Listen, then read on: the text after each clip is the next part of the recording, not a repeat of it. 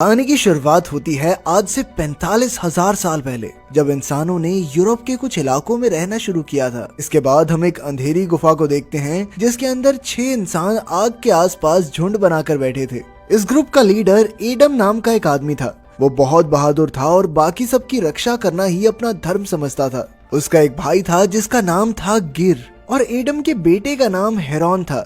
वो तीनों एक दूसरे के काफी करीब थे और हमेशा इकट्ठे रहते। इसके साथ उनके ग्रुप का सबसे बूढ़ा आदमी था ओडल, जो हर वक्त किसी न किसी बात पे मुंह फुलाए रहता था। इसके अलावा एव नाम की एक प्रेग्नेंट औरत थी जो एडम की पत्नी थी, और उनकी आखिरी साथी थी बेया नाम की एक जवान लड़की। कुछ समय पहले जब एडम का ग्रुप जंगलों में भटक रहा था तो उनकी मुलाकात बेया से हुई, और तब से ही वो उनके साथ थी। शुरुआत में तो सबने उसे बराबर का दर्जा और अच्छा खाना दिया, मगर अब तो वो बेया से ही सबसे ज्यादा काम करवाते थे। उनकी टोली में शायद गिर ही था जो बेया से ढंग से बात करता था, क्योंकि शायद वो उसे पसंद करने लगा था। खैर, इस वक्त उनकी टोली की हालत बहुत ज्यादा खराब थी, क्योंकि उन्होंने कई दिनों से कुछ नहीं खाया था। इसी वजह से वो सब काफी कमजोर हो गए थे, और सबसे ज्यादा असर तो एव पर हुआ था, क्योंकि ये उसकी प्रेगनेंसी का 7वां महीना चल रहा था। अगली सुबह जैसे ही सूरज उगा, उन्होंने अपना सामान बांधा और आगे के रास्ते पर निकल गए।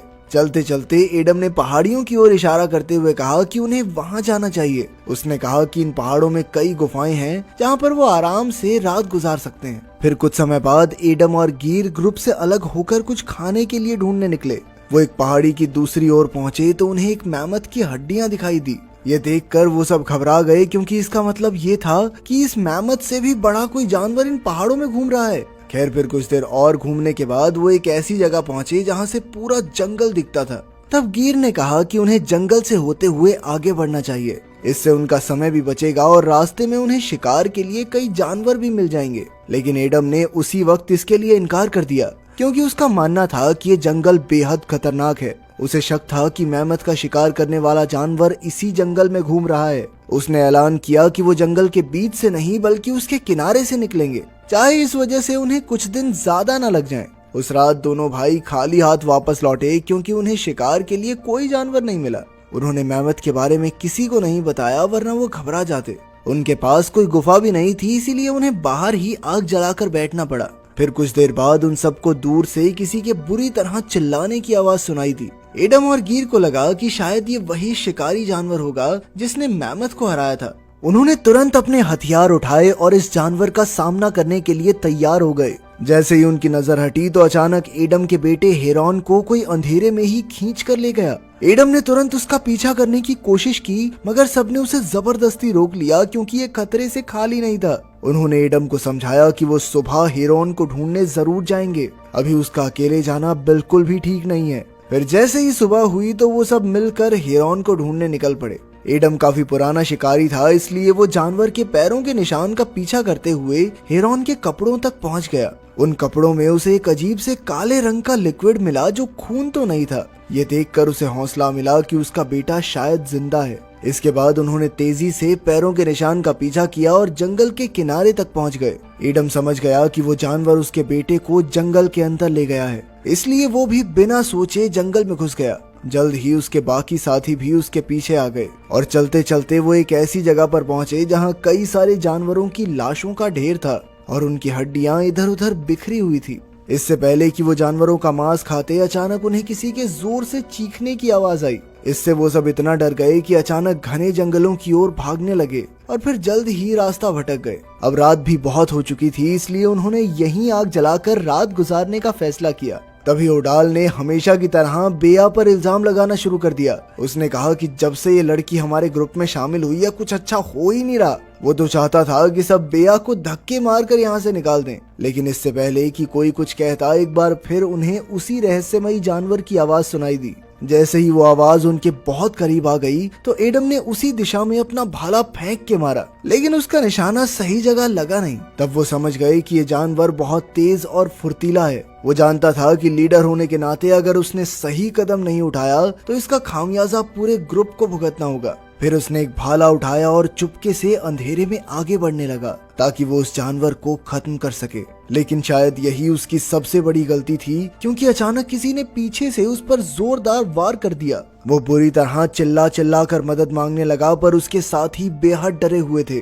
कुछ देर बाद जब उसकी चीखें बंद हुई तो गिर अपने भाई को ढूंढने निकला। जैसे तैसे उसे एडम मिल गया और गिर उसे उठाकर आग के पास वापस ले आया। मगर जैसे ही सबने एडम का चेहरा देखा तो वो समझ गए कि एडम शायद ज्यादा देर जिंदा नहीं बच पाएगा। असल में जिसने भी उस पर हमला किया था उसने एडम का चेहरा फाड़कर उसके शरीर का एक अंग नोच लिया था। आखिरकार बेया ने एक पत्थर उठाया और एक ही झटके में एडम पर हमला करके उसे इस दर्द से आजाद कर दिया। इस दिल दहला देने वाले हादसे के बाद सब पूरी तरह टूट चुके थे। अपने पति को खोने के दुख और भयंकर भूख की वजह से एव तो वहीं बेहोश होकर गिर पड़ी।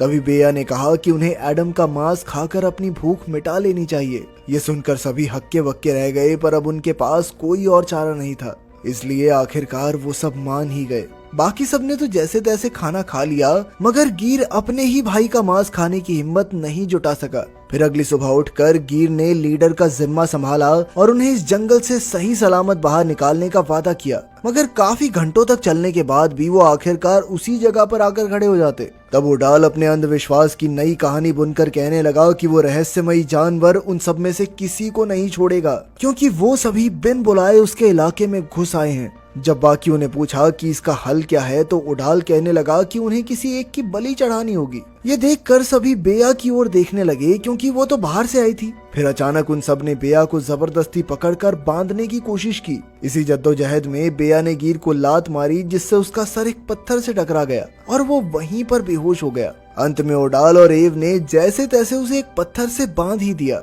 इसके बाद ओडाल ने उस राक्षस को आवाज लगाते हुए कहा कि वो बेया को खा सकता है। कुछ ही पलों में दूर से वही भयानक चीजें सुनाई देने लगी। ओडाल तो इतना डर गया कि वो उसी जगह पर जम गया और तभी बेया को भागने का मौका मिल गया। अब ओडाल और एव के पास कोई दूसरा चारा नहीं था, इसलिए उन्होंने अपने हथियार निकाले और राक्षस का सामना करने के लिए तैयार हो गए। मगर ऐन वक्त पर ओडाल ने एव के ही पेट में चाकू घोंप दिया और चिल्लाने लगा ताकि राक्षस उसकी बजाय एव को खा जाए। लेकिन तभी एव ने अपना पूरा जोर लगाकर ओडाल को धक्का दे दिया, जिससे उसकी टांग टूट गई।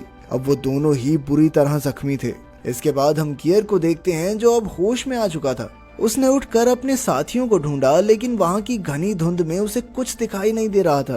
खैर कुछ देर बाद वो ओडाल तक पहुँच गया, जो जमीन पर पड़ा हुआ था। गैर उसकी ओर बढ़ा, पर अचानक किसी ने उसे जमीन पर खींच लिया। असल में ये बेया थी, जो उस रहस्यमयी जानवर पर नजर रखे हुए थी। कुछ ही पलों में वो जानवर ओडाल के ऊपर चढ़ गया और उसी पल ओडाल की जान निकल गई। अब बेया ने खुद इस जानवर का सामना करने का फैसला किया। उसने गियर को मोहरा बनाकर उस जानवर को लुभाया और जैसे ही वो जानवर उसकी ओर आया तो बेया ने पीछे से उस पर जोरदार हमला कर दिया, जिससे वो जमीन पर आ गिरा। फिर बेया ने उसके चेहरे का नकाब उतारा तो उसके पैरों तले जमीन खिसक गई। जिस जानवर से वो अब तक घबरा रहे थे वो कोई और नहीं बल्कि एक निएंडरथॉल औरत थी। वो दोनों कुछ पलों के लिए एक दूसरे को घूरती रही और फिर अचानक निएंडरथॉल औरत चिल्लाते हुए वहाँ से भाग निकली। तभी बेया और गिर भी उसके पीछे दौड़े और आखिरकार जंगल से बाहर आ गए, लेकिन वहाँ उन्हें वो निएंडरथॉल औरत कहीं दिखाई ही नहीं दी। निएंडरथॉल असल में ठंडे इलाकों में रहने वाली इंसानों की ही एक प्रजाति हुआ करती थी, जो आज के दिन जिंदा तो नहीं है, लेकिन उनके कंकाल हमें जरूर मिले हैं। अब बेया और गिर को समझ नहीं आ रहा था कि आगे क्या किया जाए। गिर ने कहा कि उन्हें अपने असली इलाके में वापस चले जाना चाहिए और वहां जाकर बच्चे पैदा करने की कोशिश करनी चाहिए, लेकिन बेया चाहती थी कि वो उस निएंडरथॉल औरत का पीछा करें। उसका मानना था कि निएंडरथॉल लोग उनसे ज्यादा आधुनिक हैं और उन्होंने शिकार करने और खेती बाड़ी के नए तरीके इजाद कर लिए हैं। गिर कहने लगा कि ये खतरे से खाली नहीं होगा, पर इस पर बेया ने जवाब दिया कि वो वैसे भी भूख से मर ही जाएंगे, इसलिए उन्हें आखिरी कोशिश जरूर करनी चाहिए। ये सुनकर गिर मान गया और वो दोनों निएंडरथॉल औरत के पैरों के निशान का पीछा करने लगे। कई घंटों तक पहाड़ों की चढ़ाई और खतरनाक नदियां पार करने के बाद वो एक जगह पहुंचे जहां कई गुफाएं मौजूद थी। अब उन दोनों ने अलग अलग दिशाओं में जाने का फैसला किया। जैसे ही बेया एक गुफा में घुसी तो अचानक एक निएंडरथॉल आदमी ने उस पर हमला कर दिया। वो बेया का गला दबाने लगा और जल्द ही वो बेहोश हो गई, लेकिन ये सिर्फ एक चाल थी। जैसे ही उस आदमी ने बेया की गर्दन छोड़ी तो अचानक बेया ने एक तीखे पत्थर से उस पर जोरदार वार कर दिया, जिससे उस आदमी की मौके पर ही मौत हो गई।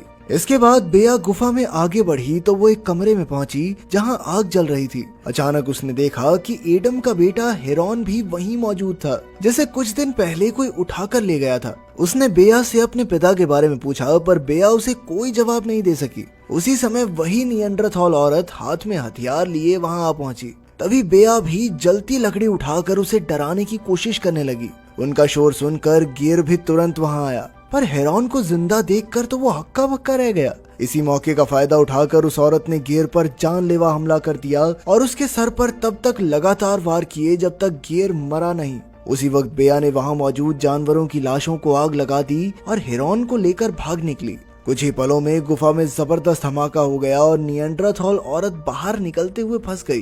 वो मदद की गुहार लगाने लगी तो हेरोन उसकी मदद करने के लिए आगे बढ़ा, मगर बेया भूली नहीं थी कि इस औरत ने उसके पूरे परिवार का खात्मा कर दिया था। इसलिए उसने एक पत्थर उठाया और औरत के सर पर मार मार के उसकी जान ले ली। ये देखकर हेरोन फूट फूट कर रोने लगा, क्योंकि उस औरत ने उसे अपने बच्चे की तरह ही रखा था। मगर जब बेया ने उसे बताया कि इसी औरत ने उसके पिता एडम की जान ली थी, तो हेरोन की आंखें खुल गई। आखिरकार बेया और हेरोन एक और गुफा में घुसे, जहां उन्हें ढेर सारा खाना और आधुनिक हथियार मिले। खैर, इसके बाद उन दोनों ने अपनी नई जिंदगी की शुरुआत की और यही कहानी